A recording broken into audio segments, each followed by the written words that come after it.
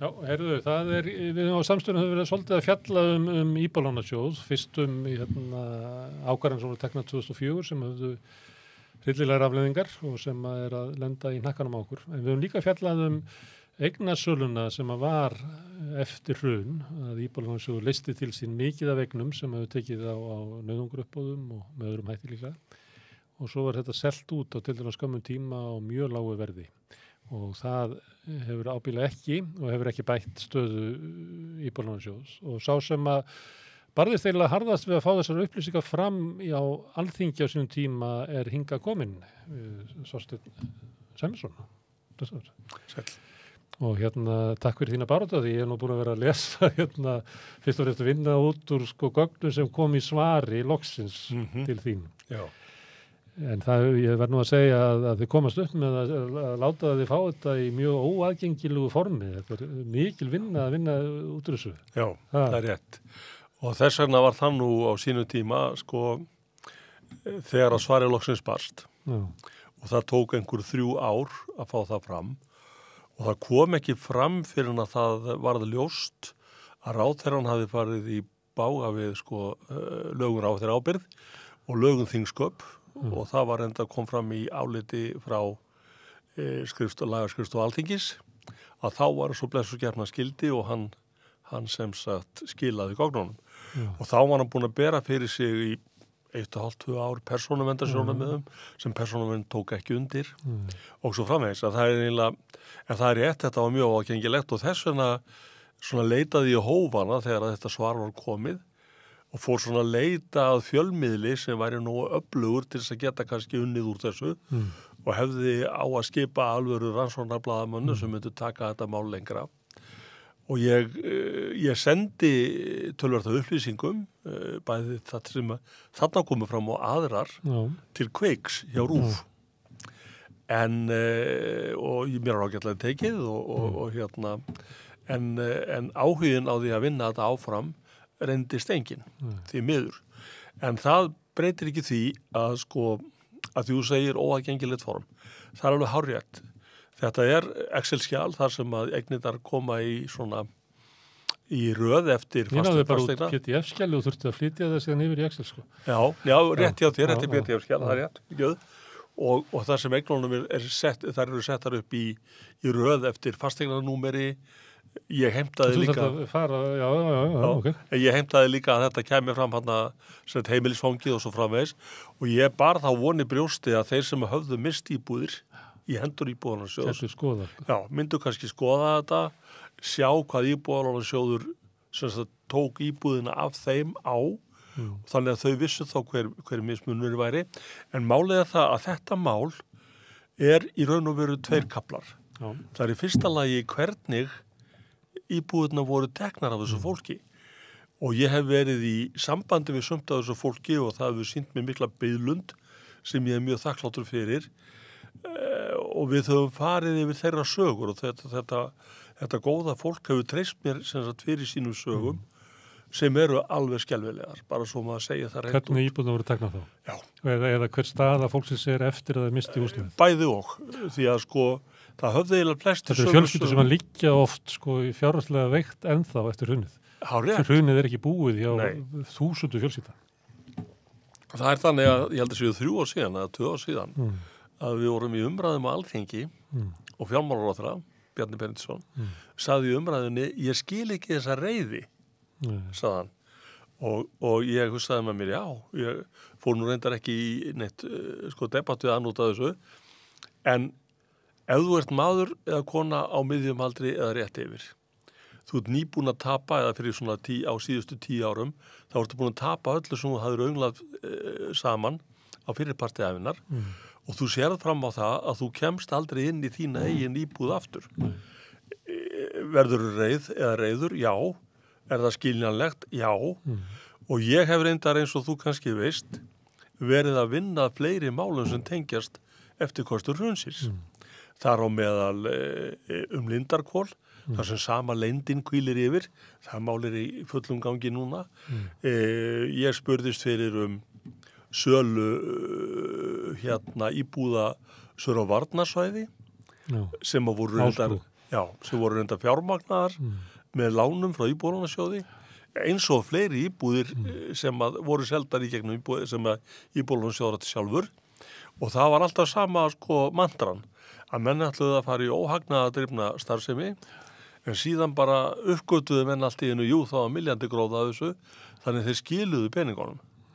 En þá voru sem fengur að láni. Já, en þá voru þess að búnir að fá lánin á hagstæðum kjörum til þess að komast yfir í búðunar og þú fórst nú ágætlega yfir það þarna í þessum íbúða klasa sem var seldur til þáverandi BK-eignar sem síðan urðu Alma og ég var enda búin að tína þar út 140 íbúðir sem var ein salan 2016 meðaltalsvirði hverjar eignar, þó eignir þetta séu náttúrulega mismunandi. Það voru allt saman eignir hér á höfuðborgarsvæðinu, 101, 7, 11, Hafnarfjörður, Kópavogur. Meðalverðið var 16 milljónir króna. Ég hef alveg þegið að geta keypt íbúð í Reykjavík á höfuðborgarsvæðinu árið 2016 fyrir 16 milljónir. Sem kostar kannski 60-70 milljónir í dag. Já, sko, ég kann eitt dæmi þar sem að einstaklingur leitaði réttar síns eftir á og sá eða sú ef ég man rétt, sú eina sem hefur í sjálfsinn náð árangri og það var á grundvelli þess að forkaupsréttar hefði ekki verið gætt. Fór fyrir öll dómstig, vann allstaðar, fór aftur að því að viðkomandi vildi fá íbúðuna tilbaka aftur á því verði sem Íbúðalánasjóður hefði tekið hana. Það var hálfvirði. Það var hálfvirði. Og sko, sögur þessa fólks allar svipaðar. Það lendi í tímabundum erfiðleikum út af því að það misti vinnuna tímabundi eftir hrun, eitthvað slíkt. Einn einstaklingur sagði mér, hafði aldrei mátt vamsitt vita í fjármálum, en slysaðist til að kaupa bíl á myntkorfuláni. Og þar með var bara blæddi út hægt og rólega. Og fór snjóbolti niður líðina. Já, en það sem að einkennir þetta, eða þennan hluta það, að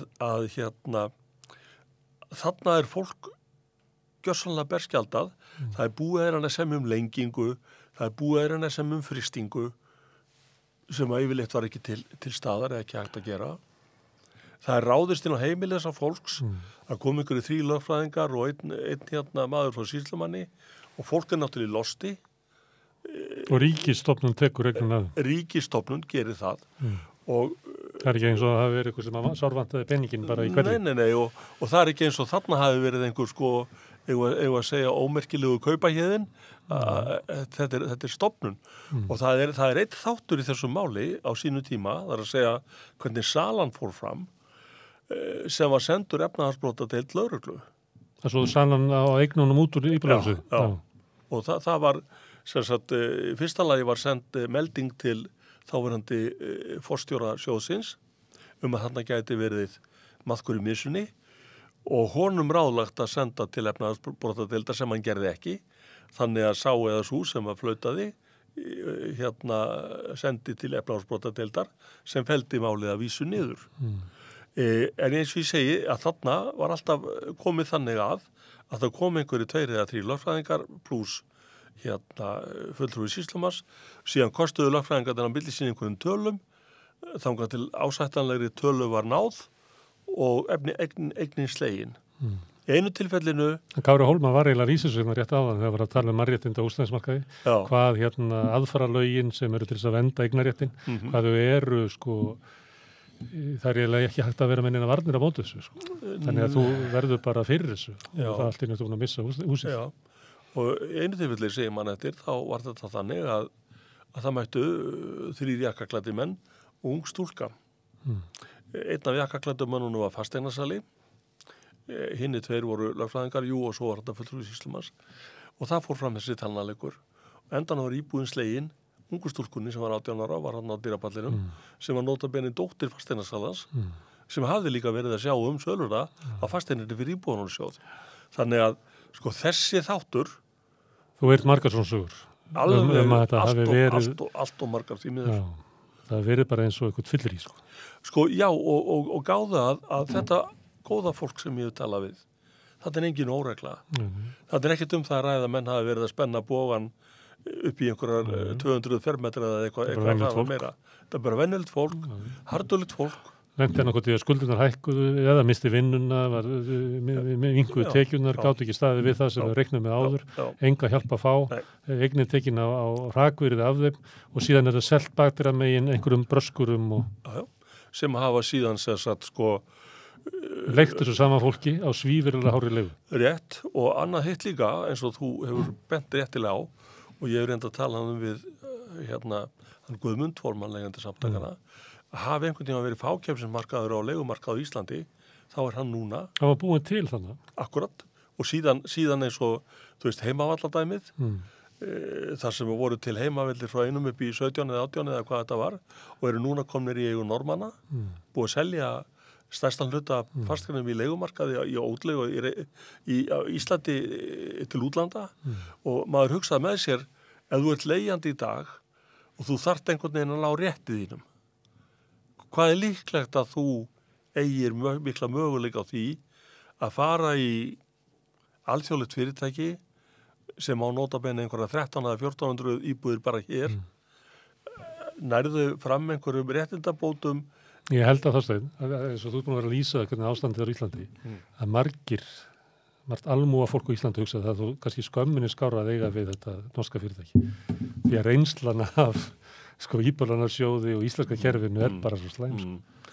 Ég tek alveg undir með þér að þetta er náttúrulega fullkomlega óðurlegt. Það er náttúrulega búin að henda alls konar grunnviðum úr landi, greiðslukerfunum og fjarskiptakerfunum og húsnæðinu og svo fara vegirnir og allt svona. Þetta er bara... Þannig að en það er eitt í þessu og þú kannski veist það líka að ég hef almennt verið í því að gagnrýna sölu á ríkiseignum og ég held að ég var örugglega fyrst í þingmaður og lengi sá eini sem vatti athygli til þess að sölun á Borgun upphaflega og nú er það allt í einu bara farið úr landi og við eigum ekki greiðslumiðluna fyrirtæki Íslendingar og mér segja sko þjóðaröryggisráð kemur saman en það breytir ekki niðurstöðinni sem er líka athugunarefni. Ég er heldur ekkert í því sko. Þó að sé bent á það sko Seðlabanki geti startað þessu upp á 3 mánuðum. Það var ekki gert. Nei, en þannig að Nú erum við komin aðeins út úr þessu. Við erum langar að spyrja út af leyndinni. Hver var félagsmálaráðurinn sem varst að glíma við inn á þingi? Inn á þingi var það Ásmundur Einar Daðason, en sagan nær til ársins 2009. Já. Og það er sætt Guðbjartur Heitin Hannesson sem að startar þessu.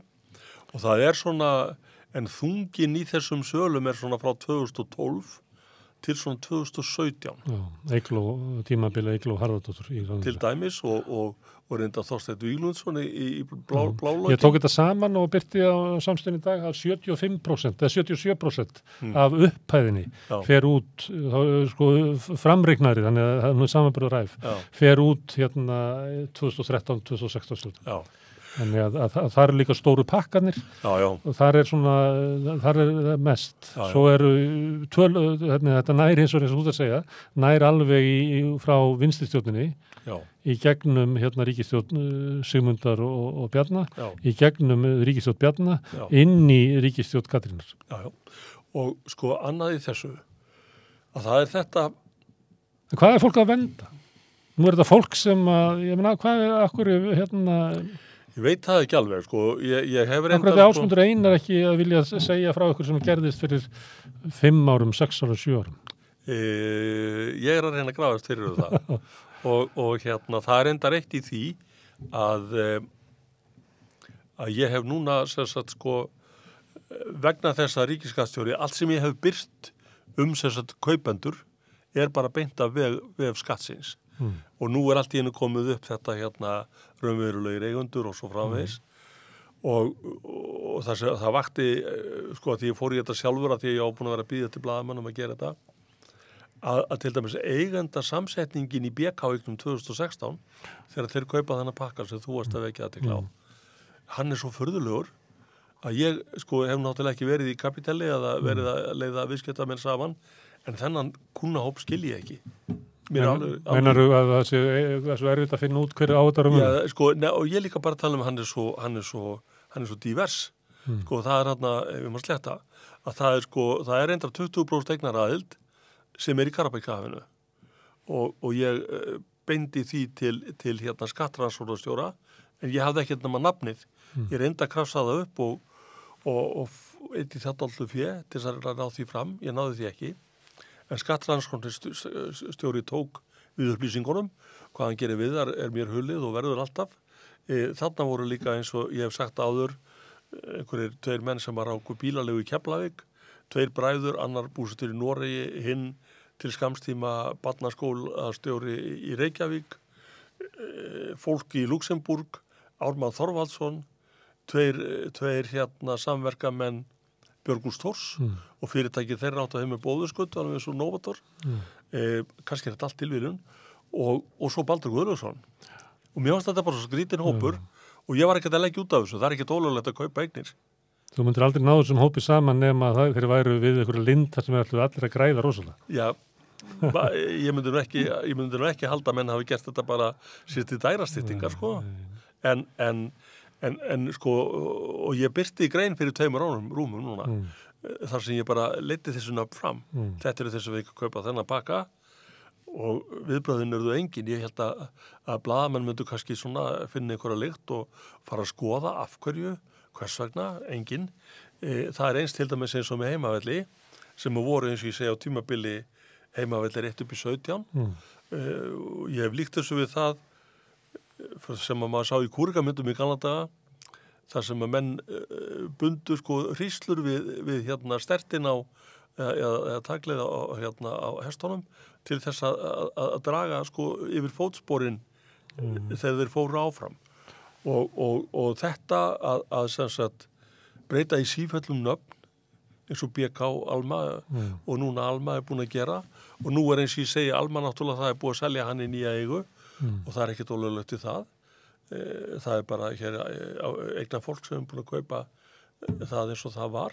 En ég hefði hins vegar sko og það hefði einhver þurft að gera kannski sem að hefði tækifæri og aðstöðu til að gera það er að kortleggja slóðina af því hvers skipti sem að þetta er selt þá hækkar verðið og verðmætið og það er komið víðáttu fjarri. Það margir að kassa inn eins og sagt er á leiðinni sko.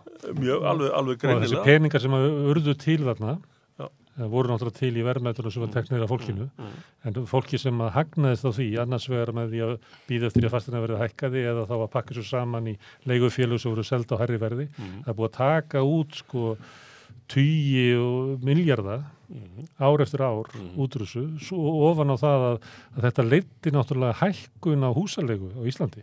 Já. Já. Og svo er eitt sko og það var eiginlega vonið sem ég ber í brjósti ennþá.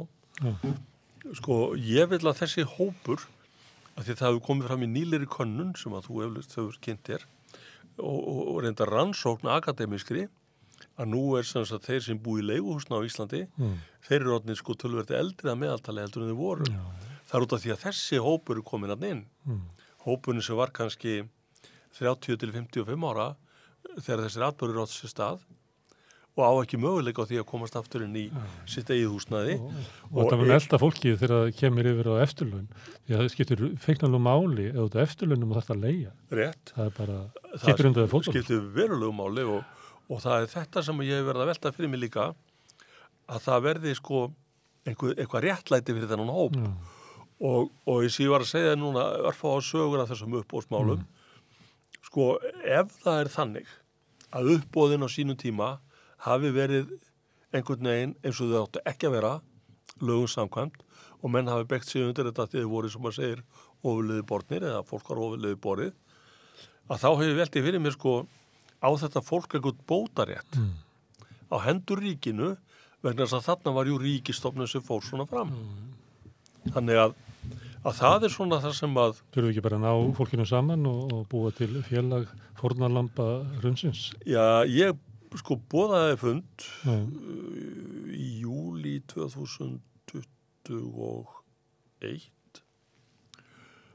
hvar komu á 50 fólks og ég var búin að lofa því fólki og ég get ítrekað að lofa hér að ég myndi að vera í sambandi við það og halda þessu áfram þessu máli sem ég er að gera en sko eftir ég fór út að þingi þá svona þrengist aðeins þar sem að maður getur gert og svo framvegis. Það er bara ein leið til þess að breyta því þar að komast inn á þing aftur og halda baráttuna áfram vegna þess að það verður að gera það. Hún má ekki dett út eða beygja af leið eða neitt slíkt og ég reyndar komin á þann stað núna og búin að vera í dálítinn tíma. Af því sko við Íslendingar gerðum ágætlega upp undanfara hrunsins, þannig lagað. Rannsóknarskýrslan bankana var góð, sparisjóðina sömuleiðis, skýrslan íbúðalánasjóð þá var reyndar svo pólitískt að hún bara var ekki marktækt því miður.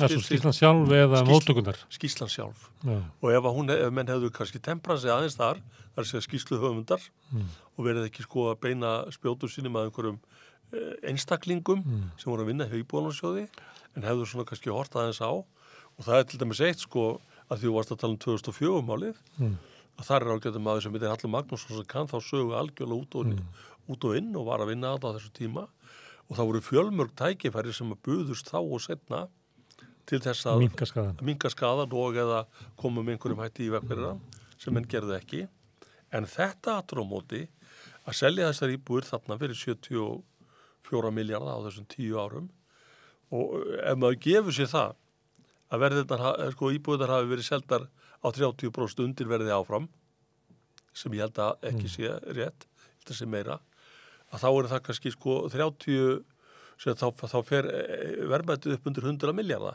það sem þetta einhverju 20-30 milljarðar sem að sko hefði verið hægt að selja íbúðirnar á sko hærra.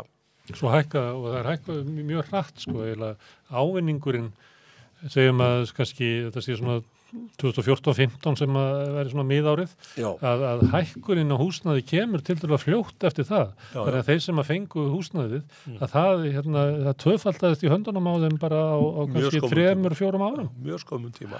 Og það reyndar eitt sem ég verði eiginlega að segja þér sem að ég komst á snóður 2013 í barátunni þá að ég hitti mann sem að var í þeirri stöðu, hann var að berjast og hæla og naka og þau hjónin við að halda íbúðinu sinni.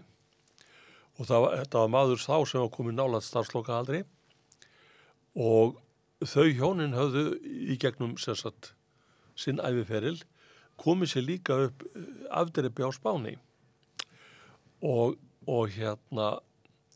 hann sagði mér það að viðbröð lánastofnunarinnar hérna heima var að pína þau þangað til að þau voru alveg komin að því að gefast upp. Bankinn á Spáni sagði þú orðið fyrir tjóni í þessu hruni við ætlum að láta þið hafa greiðslufrystingu í 4 ár og við ætlum að lækka við þið vextina og maðurinn sagði við mig við erum búin að ákveða það hjónin ég veit náttúrulega ekki hvað þið gerðu að því ég hitt hann ekki aftur við ætlum að láta íbúðina á Íslandi fara og flytja til Spánar eftir þessi ár sem við höfum sett þegar þau með lokið á vinnumarkaði þú veist og þarna fengum menn sko flytja í síða samfélag þarna höfðu menn bara möguleika á því að var boðin möguleika á því að breyta til en svo reyndar eitt í viðbót sem ég verð að segja sem sko svona var fyrir mig óvæntur snúningur vegna þess að ég tók þátt í því sem svona hluta af hópnum að berjast fyrir því að skuldaleiðréttingin færi í gegn sem Davíð var í sjálfsögðu svona höfundurinn að en það til fólk í þessum hópi sem misti íbúðir í faðum íbúðalánasjóðs sem fékk leiðréttingu að því það átti eign á þessum tilgreinda tíma og ég veit nokkra fáa því miður en nokkra að koma undir í fótunum aftur akkurat, fengu þetta og þeir fengu engar milljónir eða eitthvað svona en þeir fengu nóg til þess að eiga kannski eitthvað til að standa á og eins og ég segi þetta sýndi mér nú sko á þessi allir nú að fara út í pólitík að sýndi mér sko að þessi aðgerð var vel hefnuð svona heilt yfir en þetta voru svona sem að segir óvænt áhrif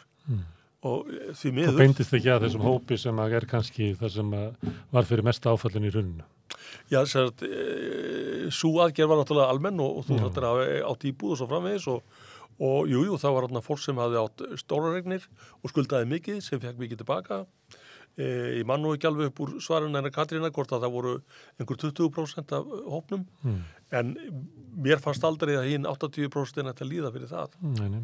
Já, annars þeir þurft að vera handvelja En þá við kannski getum skoðað þá sem að mistu eignundar í hruninu á þess að blanda leiðréttingunni.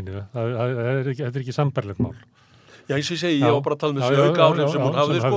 Ég ætla ekki að vera að leggja... Endur við ekki umræðin leiðréttinguna? Já, við getum tekið hana bara hvernig sem sko, það verður bara gaman. En eins og ég segi, fyrst og fremst er það sem að ég er núna og hef verið að gera, að lemjast á hæl og naka, að það er það að þetta fólk fyrsta lagi fái rödd og það fái eitthvað réttlæti og síðan náttúrulega ég er ekki hættur að gramsa í eignunum sko hvert þar fóru, held því áfram og næst ætla ég að fara á vit politikurinnar og vita hvort að það er að finna einhver nöfn sem að eru pólitískir áhrifamenn fyrir það síðar sem að þarna fengu íbúðir. Já, og þetta er opið við gögn, þannig að ég er líka að skoða þau. Það gleður mig mikið og það gleður mig mikið að það skuli vera núna komin fram áhugi, bæði hjá Arnþrúðum daginn og hjá þér núna og því fleiri sem að gaumgæfa þetta og ég veit ekki hvaða áhrif það hafði á þig að skoða þetta og sjá þetta, en þetta er mjög sláandi að mínu áliti. Þetta er bara eitt af stóru hneykslunum. Já, en eins og ég segi, 10.000 Íslendingar mistu húsnæði sitt og lengi vel hafði engin áhuga. Og ég sagði sko, við urðum fyrir því árið 1973 að 5.000 manns mistu heimili sinni á einni nóttu. Það gekk maður undir manns hand til þess að sko bjarga þeim sem sagt í hús aftur. En núna 10.000 manns lenda á götunni og gáða þetta er bara íbúðalánasjóður. Það við höldum áfram með líkingunum Vestmannaeyjar, þá er eins og að eignindan sem hefur úr í Vestmannaeyjum hefur verið seldar einhverju bröskur til þess að græða því. Já, bara til dæmis. Og það var reynda gert í kjölfar hruns. Það döttu nokkrar þar. Herðu, Þorsteinn, takk fyrir að koma hérna og ef einhverjum hann úti sem að misti húsnæði sitt í hruninu, þá myndi ég gjarna vilja að heyra í viðkomandi og aðtók gott að við getum fundið út úr þessu gögnum sem að Þorsteinn kallaði eftir og líka gögnum sem að þjóðskrá er að birta núna sem er kaupskrá og leiguskrá, að þá er hægt að rekja sig eftir íbúðanúmerunum, hvort að íbúðana voru seldra aftur, hvort að séu leigu og þannig það er þetta svona finna sögu íbúðana. Ef ykkur er þannig úti sem að vill aðstokku við það að finna svona dæmi, endilega hafi samband, samstöðin@samstöðin.is. En við ætlum að vinda kvæði okkar rækilega í krossesötur og nú ætlum við að tala ljóð, Rússland og hérna kemur skálkun þess.